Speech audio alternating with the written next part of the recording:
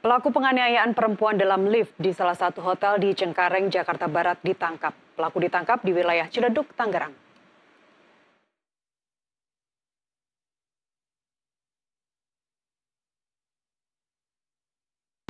Pelaku penganiayaan perempuan dalam lift di salah satu hotel di Cengkareng, Jakarta Barat ditangkap. Pelaku ditangkap di wilayah Ciledug, Tangerang. Dari hasil investigasi petugas, peristiwa penganiayaan bermula ketika korban AIP melakukan selfie seorang diri dan tidak mengajak pelaku MBA. Pelaku pun merasa tersinggung dan marah kepada korban. Selanjutnya, terjadi debat antara korban dan pelaku. Pelaku pun sempat berkata kasar kepada korban di tengah acara wisuda. Puncaknya terjadi di dalam lift. Pelaku mencekik hingga membanting korban sesaat setelah pintu lift tertutup. Pelaku diketahui telah melakukan kekerasan terhadap korban sebanyak 2 kali. Namun, baru kali ini korban memberanikan diri untuk melapor pelaku ke polisi. Kemudian berdasarkan peristiwa tersebut, kami kemudian melakukan proses penyelidikan dan kemudian berhasil mengamankan pelaku, di mana kemudian saat ini setelah diamankan dan interogasi berdasarkan alat bukti yang kami anggap sudah cukup terhadap pelaku, kemudian kami lakukan penahanan. Selanjutnya terkait kronologis peristiwa ini akan disampaikan secara lengkap oleh Polsek Cengkareng.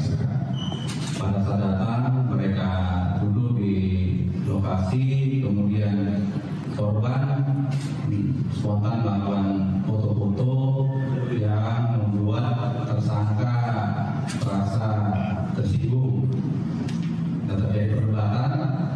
Kemudian korban berusaha untuk menenangkan tersangka, akhirnya keluar kata-kata kasar dari tersangka kepada korban, dan selanjutnya karena merasa sudah tidak nyaman, korban meminta atau menyampaikan kepada tersangka mau pulang ke rumah.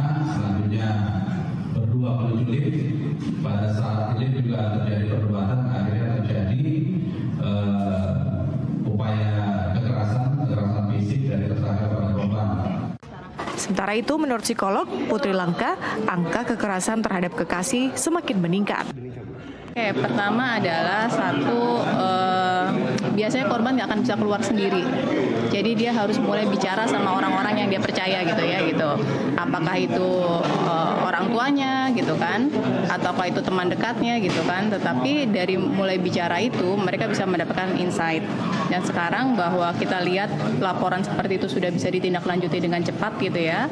Ini bisa mengurangi ketakutan yang dirasakan oleh para korban gitu. Dan akses yang semakin terbuka, pelaporan yang menjadi semakin mudah gitu ya. Itu juga bisa sebagai sebuah akses mereka untuk melapor seperti itu. Berdasarkan alat bukti yang cukup berupa rekaman CCTV dan beberapa pakaian, pelaku dijerat dengan undang-undang tentang penganiayaan dan diancam dengan pidana penjara 2 tahun 8 bulan. Dari Jakarta, Rama Rahanu, jurnalis NTV, melaporkan.